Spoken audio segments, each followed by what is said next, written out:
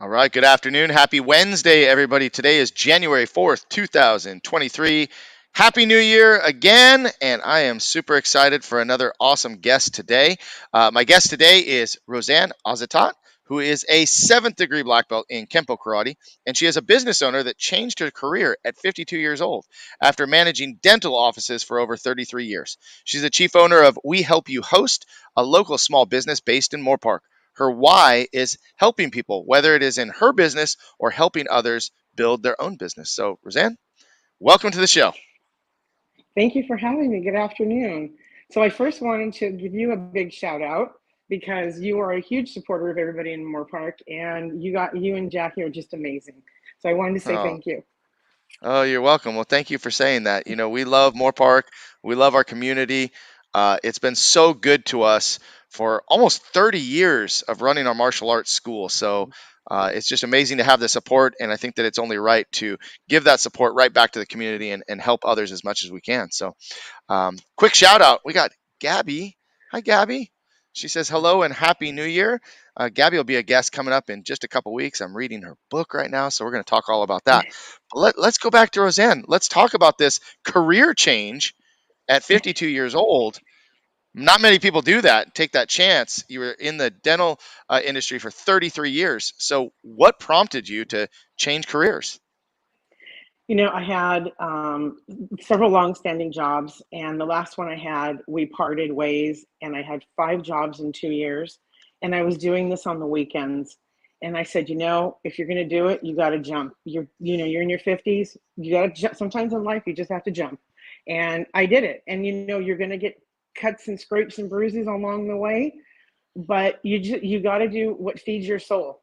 And I loved what I was doing on the weekends. I expanded out and I'm doing more things than I was doing because we were basically just doing service. I was working for another company. So I Hmm. started doing catering. I've been in the kitchen since I was 7 years old. I'm not culinary trained, but people really don't care and they don't know it because my food is excellent. Hmm. It's I feel so blessed now to be able to get up every day and do what I love to do. Hmm. Um, it it just, like I said, it ran its course. I loved the dental field. I loved seeing people their mouths restored. They can eat, they can talk, they can do everything. But it just wasn't feeding my soul anymore, and this Hmm. definitely does. Yeah. Well, It's and Gabby, I'm sorry, Gabby commented again, and she said how amazing it does take a lot of bravery to change careers in your 50s. So kudos to you.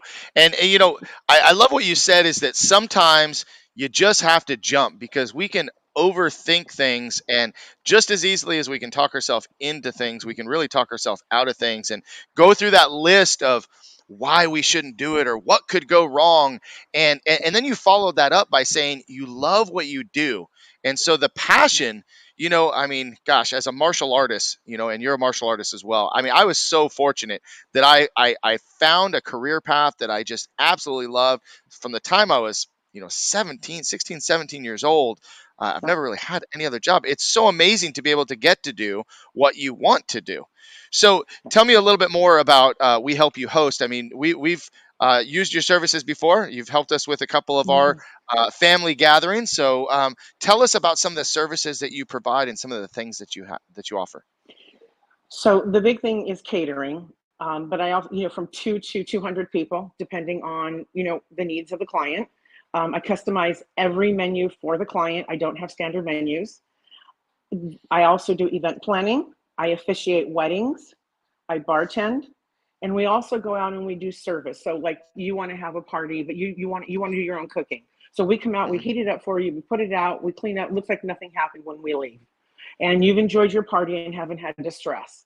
And that's the big thing. I like to take the stress away from everybody. So however we can do that, and I don't necessarily care what capacity I work in as long as I'm doing this. I love Hmm. officiating weddings. I'll tell you, I know this sounds really strange, but my favorite event to do is a funeral, as odd as it sounds, because you are there for them in their time of need and you are helping them. And Hmm. they really appreciate it, and you're there. It's very emotional, and Hmm. it's just they need you, and that's my why, is to help people. I did a Passover Seder. I walked up to the person, never met her before, said, "Hi, how are you doing?" And she said, "My father-in-law died." And I reached out and I just grabbed her and I hugged her. And to this day, she says, "I still cannot believe that hug that you gave me. It helped me get through the day." Mm, So martial arts has helped me do it's helped me with a lot of things within this industry. I don't get stressed with people. mhm, They have all the stress. I don't take their stress in, and I just try to alleviate their stress. mhm, mhm. Another question. Gabby's still watching. Thank you, Gabby, for interacting with us today.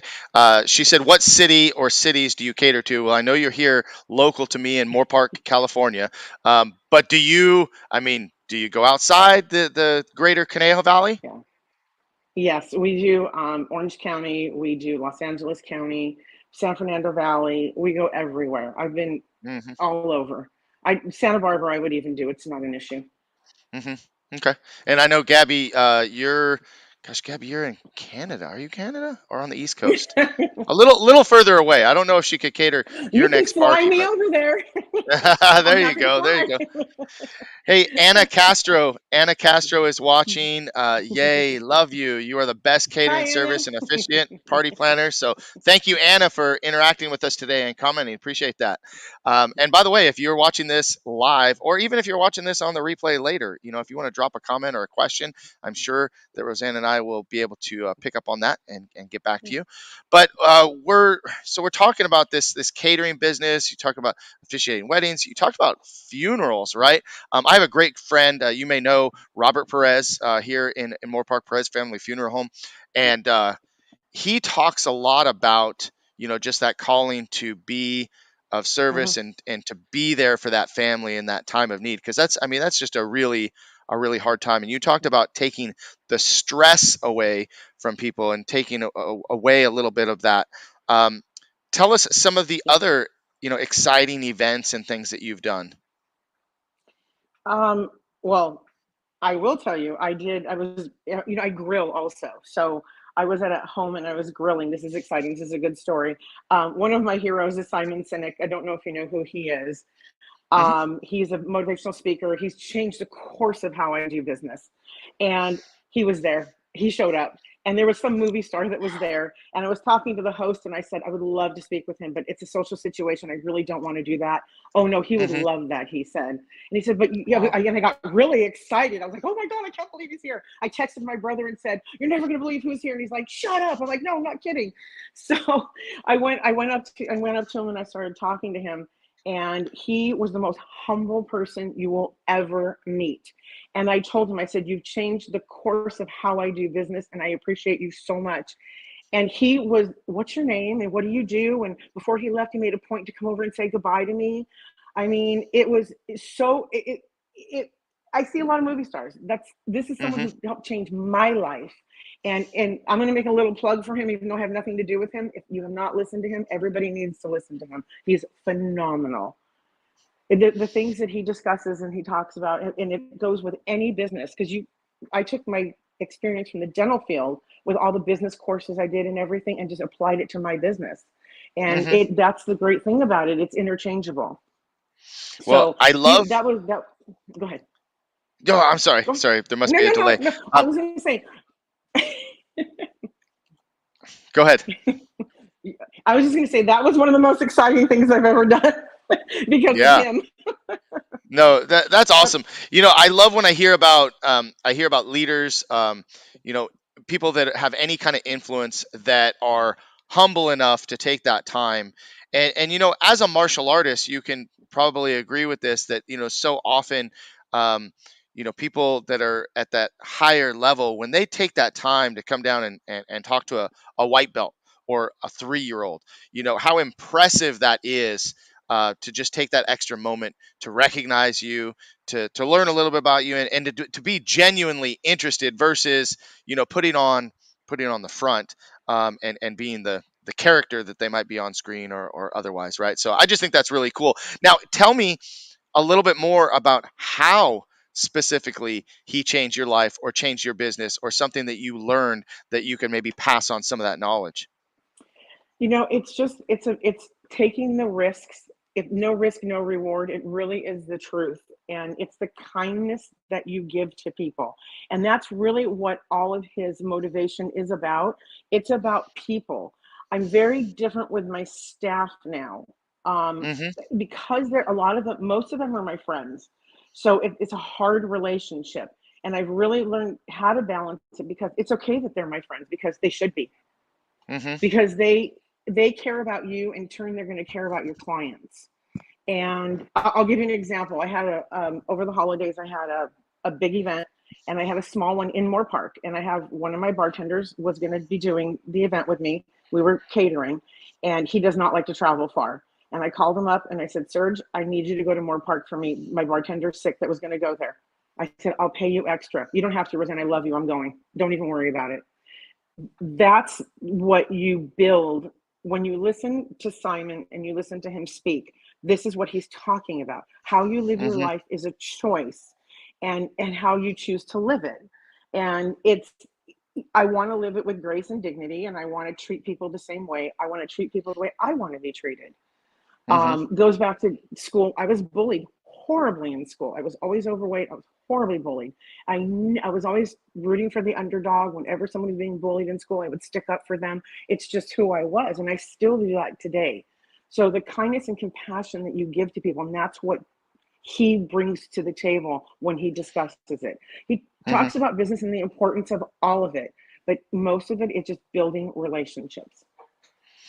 And is there anything particular that he wrote, or if people are watching this, Anna was asking, we're talking about Simon Sinek, and is there something specific that she could go and listen to, or anybody can go and listen to, or a specific book that you think that they should go read?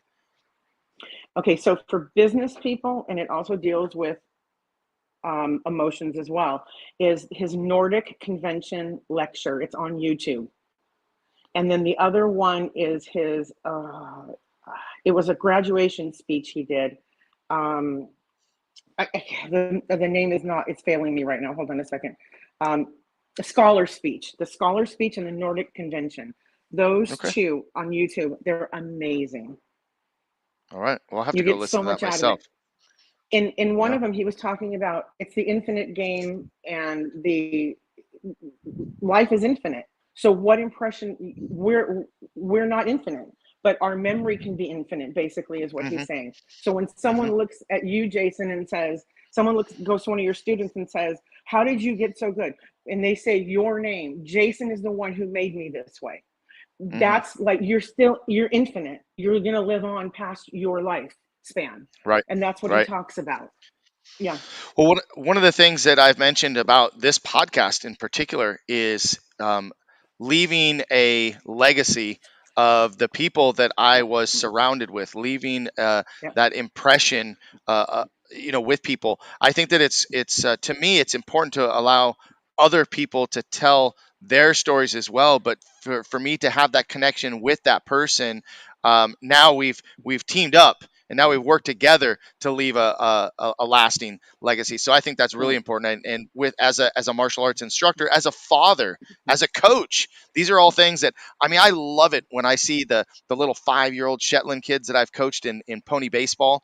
They I see them playing in high school, and they Yeah. remember me as their coach when they were in Shetland, and like, wow, like I had that much of an impact. I just did a professional wrestling show, and one of the Yeah. one of the guys, Rafael Castellanos, he was there, and I remember him being on my demo team when I first started teaching martial arts. And he's Wow. like, I came in and I'm talking to you, and I'm talking to, and my son looked at me and he goes, Dad, you know the wrestlers, you know the guys, and he's like, I felt like the most important person to my son because of that, and I was like, wow. And I posted to all of my wrestling friends. I said, you have to remember the impact that you have on other people, no matter how small or how big, the impact that you leave on people with what you do. So I think that's awesome Well, to talk about. my niece has been working with me since she was 15 and a half. She's now 18. And we left one of our jobs that we were doing, and she sat in the car and she said, Auntie, I have to tell you something. And I said, what? She said, you have made me who I am. I started crying. It was, to do that, it is amazing to hear that, because you don't always get to hear it. It's like, okay, so I don't know if everybody knows, Sensei Cecil Peoples is my sensei, and I've been with him 27 years. He's one of my closest friends, and he has had such a huge impact on my life. As an Hmm. adult, I started training with him. I trained with one of my dad's friends when I was younger. I found him and I knew who he was, and I started training in the 90s. And the impact he has left. And he always says, I'm the big dog. That's why I get paid the big bucks. He always kids because he can't take a compliment. But he really did change my life. And Yeah. he doesn't, the lessons he taught me as an adult are amazing. And it stays with me. And if I try to tell him, he gets embarrassed, and because it's a part of him and who he is. He doesn't Hmm. really realize the impact he's made on people. And I guess sometimes it's nice to know, but it's good. Even if you don't, you did it and people are talking about it. You know what I mean? It's still out there. Yep. It's nice to Absolutely. hear it once in a while, though. Yeah, for sure. Well, we're getting into, talking about martial arts, right? You're a seventh degree black belt in Kenpo Karate. You brought up Sensei Cecil Peoples, who I've had on the show.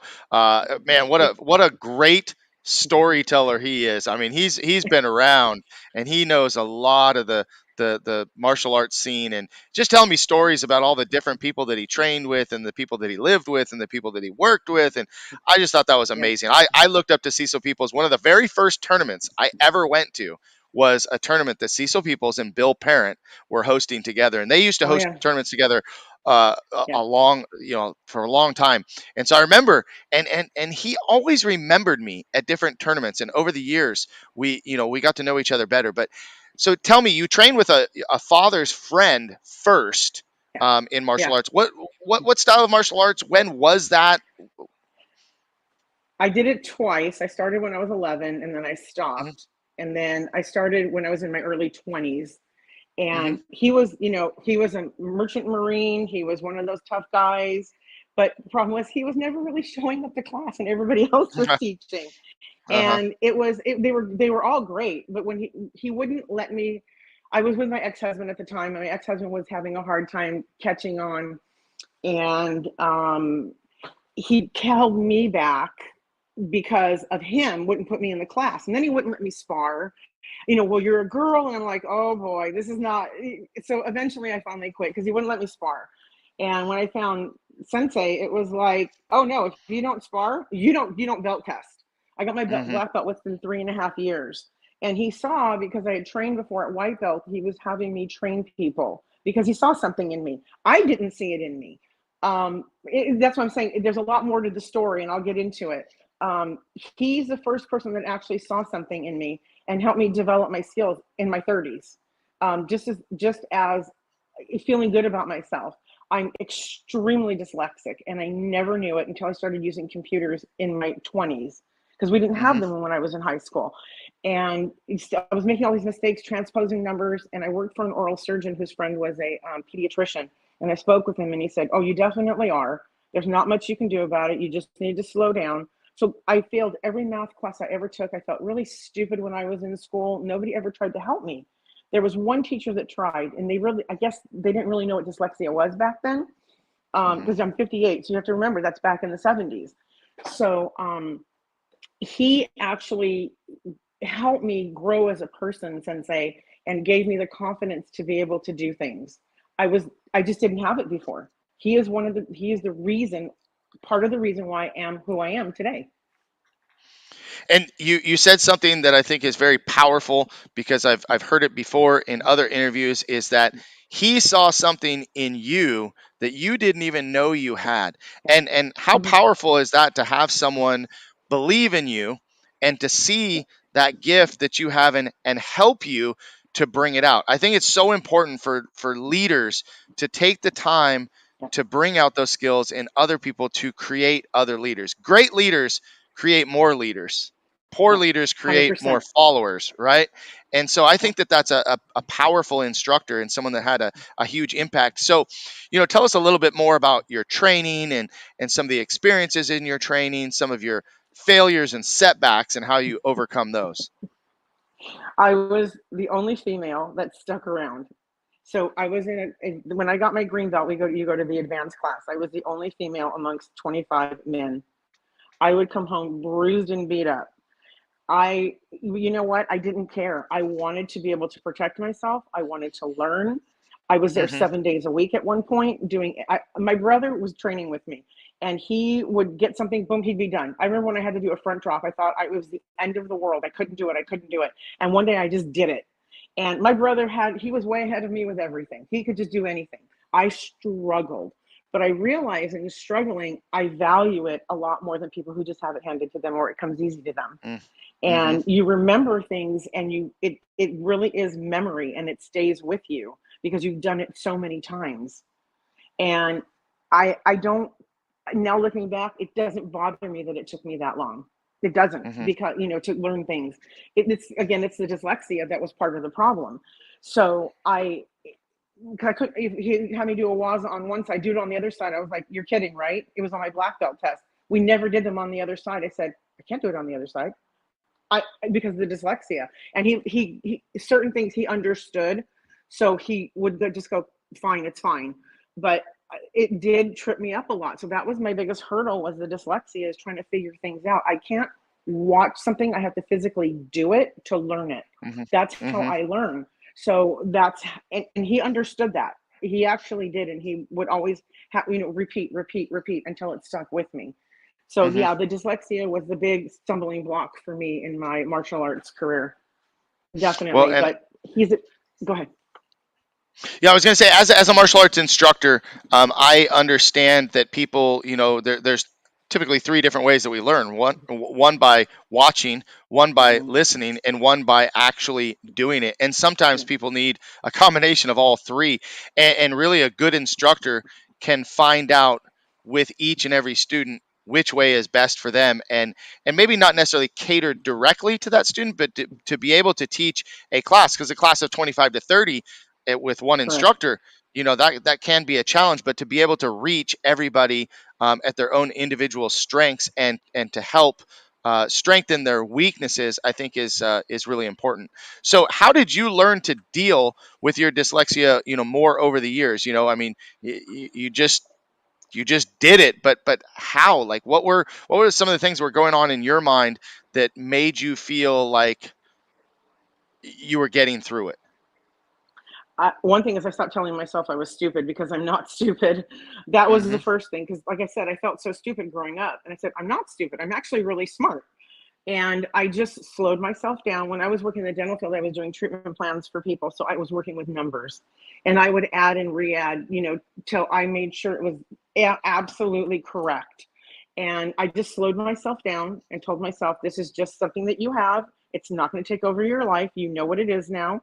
And that was it. It's just mind over matter. And Hmm. I do sometimes when I'm cooking, I misjudge, and I buy too much stuff for an event, or I buy too little and I'm running out getting more.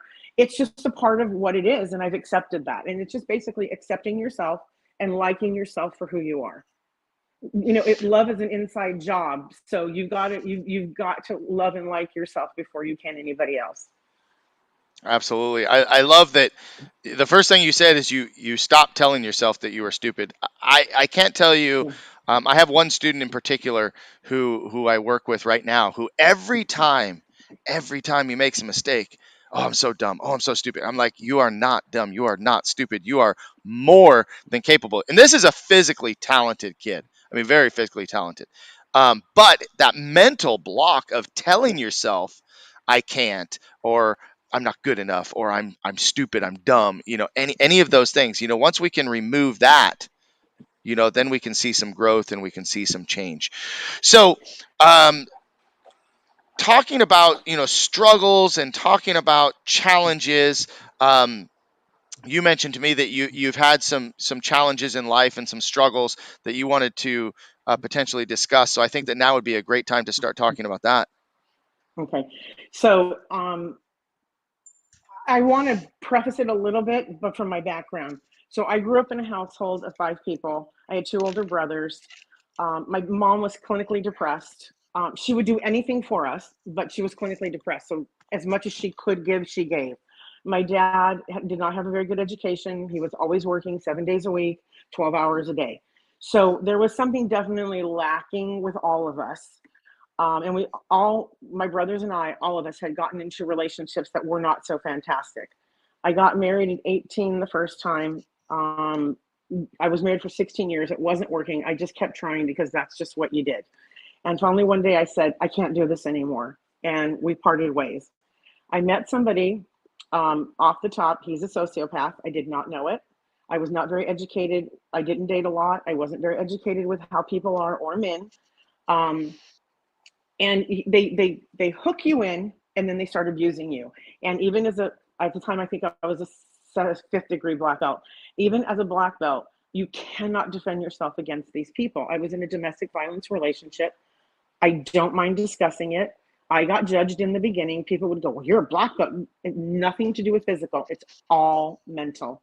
And I would love to be able to help women who are in the situation. There are men who are in the situation that never discuss it because they're too embarrassed.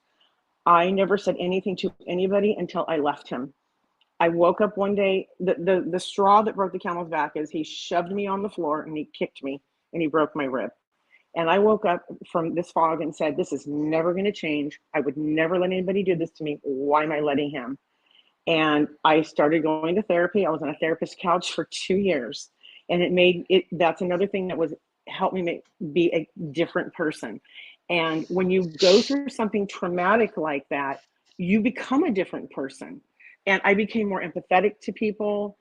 Um, I became a stronger person. I thought I was strong before. Oh no, I'm even stronger now. And it definitely changed me. It made me who I am. I don't, I always try to take the good out of something, even, and it was a horrible relationship. I'm not joking. You talk about hell, it was hell on earth. But I just kept trying to fix the relationship, not realizing I'm never going to fix this person. He has an issue.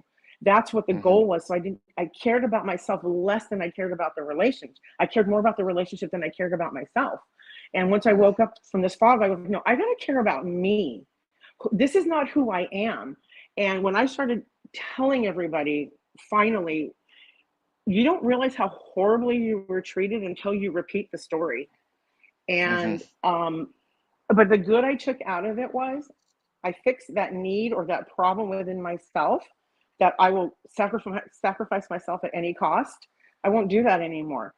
I'm better than that. I deserve better than that. And any woman who is in that situation, I've helped a few women. I'm right there to help them because every abuser has the exact same mentality, the same personality. They go down the same road. They do everything the same. There's nothing different. The addiction might be different. It could be drugs, alcohol, sex.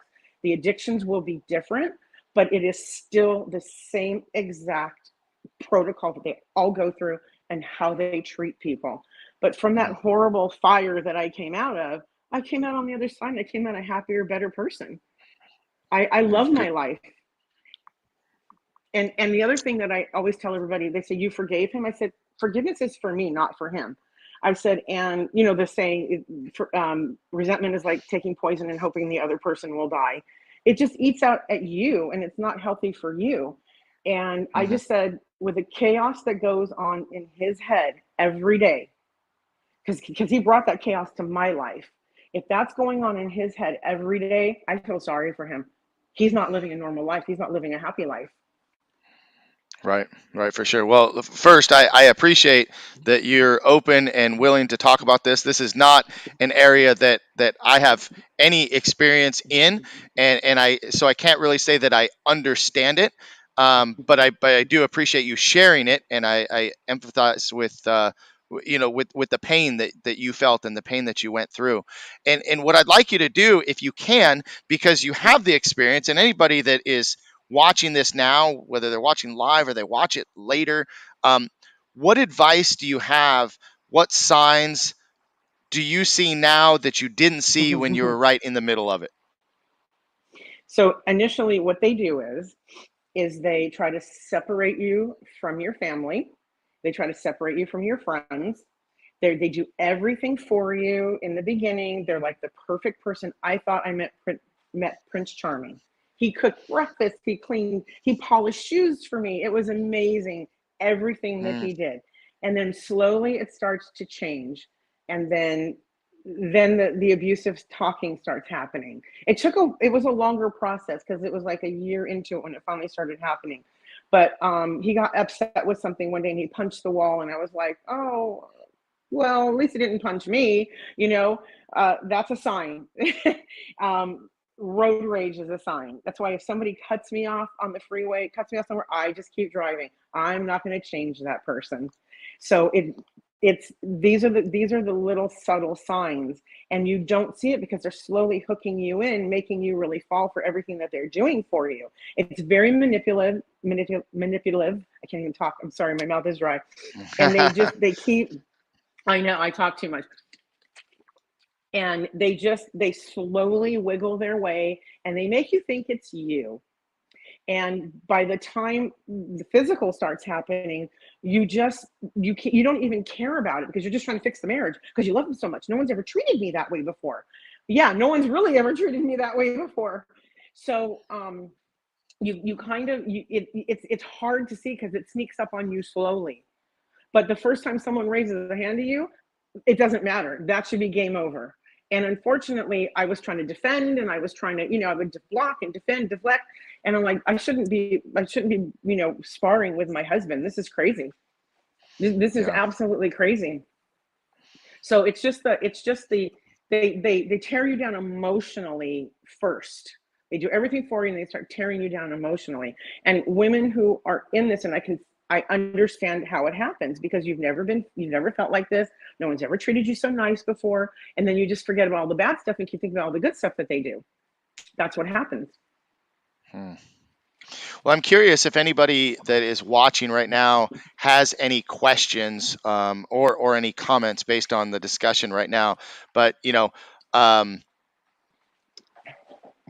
trying to think of the right question. But you didn't recognize this behavior in the beginning, and you're seeing more. Looking in the rear view mirror. Um, Yeah. is there anything that, again, you could advise someone, or give someone advice on how to get out, right? Because there was a time where you said there was a last straw, and you're like, this is it, I'm done, I'm out. How would you advise someone to get out? What's the best way to get out of that situation? Depending on the level of violence, because some men take knives to women. He never did.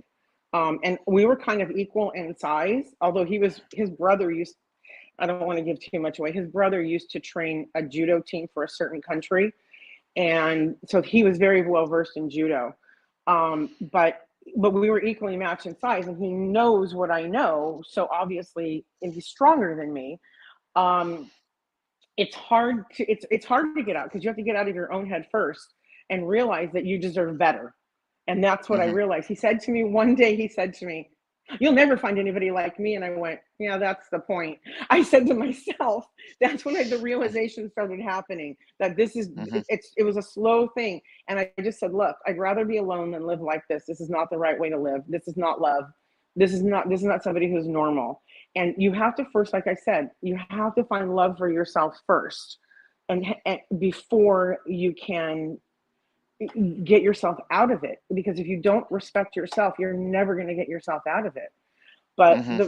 anytime somebody manhandles you, a woman or a man in a relationship, one of my brothers had his ex-wife was manhandling him, and he wouldn't touch her because he didn't want to hurt her. So it is anytime somebody puts a hand on you, look at it this way. Would you let your friends treat you the way your husband or wife is treating you? You wouldn't tolerate it. Why are you tolerating it from that person? So it is the first time they shove you, grab you. That's it. That's a sign. That is the physical sign of what's to come. 100%. If I'll tell you another story. I dated somebody. He was like everything that I was looking for. I never let him pick me up at the house. I always met him everywhere we went. First time I got in the car with him, he had road rage. I said, done, because I knew what was to come. I just Hmm. said to him, please, I just got out of a relationship like this. Please. And then we were at the movies and there was a little kid in there and he started yelling. The kid was making too much noise. I went, oh no, this person has problems. So the radar is now up for me. I know what to look for now. I know the signs now. But Hmm. in the beginning, I was married 16 years. I got married right out of high school, first person I ever dated. I didn't know anything. So I went right into this one. And also, we got married within 3 months. So they just push you to get the relationship moving faster. That's another telltale sign. Not everyone. Some people get married within 2-3 months and it lasts.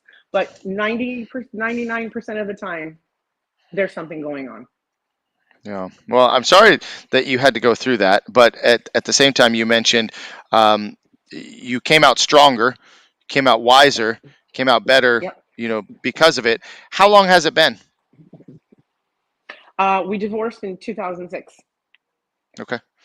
So it's And been I'm a bit. actually trying to write a book about it, and I have it. It's just, life gets in the way, business gets in the way, and you lose sight of it. But I have all my notes, everything's there. The problem is, it'll be interesting to people who have not been in that relationship, but someone who is in that relationship, they're not going to see it. It's Hmm. like the drug addict who doesn't have a problem. It's the same thing. You Until you are out of it and you go, oh my God, I lived my life like that. That's it. You have to hit your rock bottom. Hmm. Well, again, I, So I appreciate you. I appreciate you being open and candid to speak about that. I hope that anybody that is dealing with anything in this situation would seek help, and get out of that situation as quickly as possible. But I'd like to move on and talk about some other topics. Um, let's talk about training now. Are you still actively training as a martial artist? At yes, I am. One of my friends, Sean Yakubian, I'm at his school training. It's Muay Thai, and they have a boxing class. Bad news from martial arts. I'm doing the boxing class right now. Mhm. I always, I'm 58. There's a lot younger kids in there than me. And the first funny story, the first time back, because I didn't go back after once the pandemic started slowing down, because I had all these jobs booked and I could not get sick, because I am like the main, I'm the chief. I have to, run it, the job. Right. So I was careful going back, and my second class back. I don't know. Do you know Nukweed Shrimpai? He's I, a Muay Thai I kickboxer. I do not. So he judges and referees, and so he was there, and he works with Sean. And I got off the mat, and I said, he goes, wow. And I go, God, this is my second class since I've been back. I said, I'm exhausted. And he goes, look pretty darn good out there to me. And I went, oh, this because he is like the big guy. And I was just going, wow, I'm almost 60 and I can hang with these guys. So, Hmm. I think I do believe age is really a number. We all have our body problems from martial arts. Everybody does, even at a young age. And I'm just not going to let it stop me. I mean, I don't feel like I'm 2 years away from 60. I don't think I look it.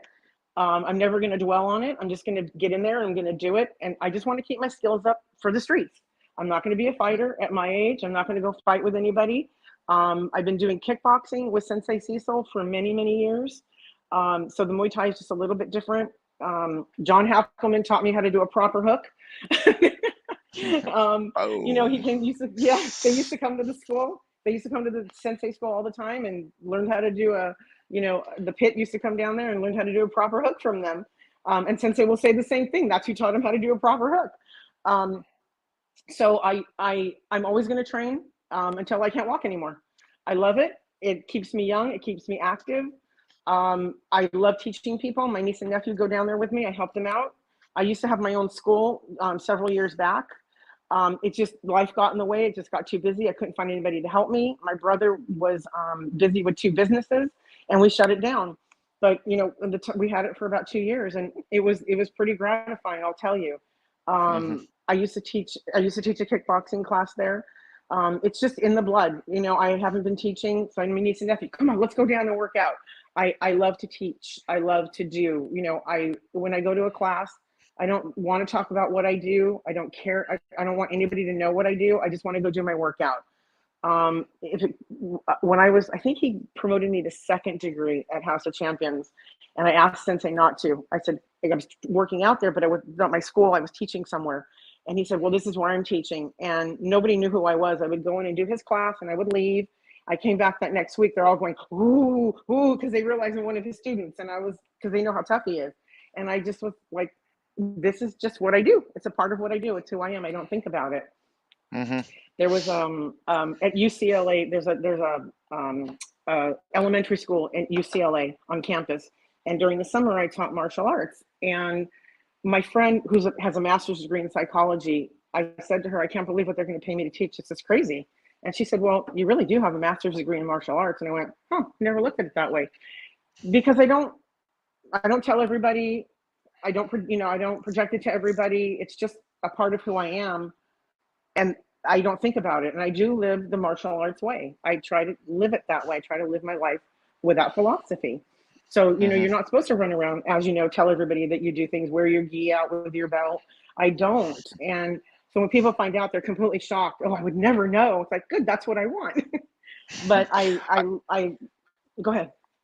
I was just gonna say one of my biggest pet peeves is watching students from schools that are wearing their full uniform and their belt and everything walking through the grocery store. It drives me absolutely crazy. One of my pet peeves. I make it a rule in my school. They're not allowed to wear their belt outside of the school unless it's a tournament or a demonstration because I it's love just it. foreign to me.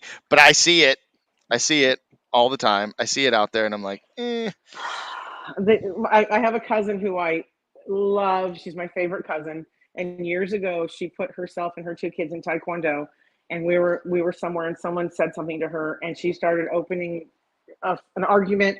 And I'm going to Taekwondo you. And I said, you know nothing. I said, you're going to make me fight for you. I said, please don't do that again.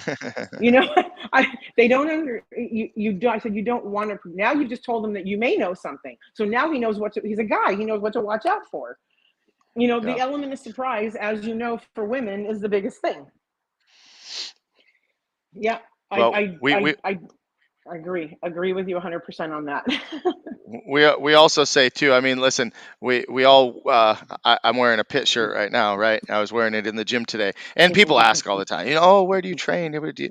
And I wear my own school all over the place. And in our group of Krav Maga students, we call that the walking target or walking billboard for asking for trouble. But I guess there's that fine line between walking around and marketing your school and walking around and being a target. But so you're still living the martial arts life. You're still training. I love that.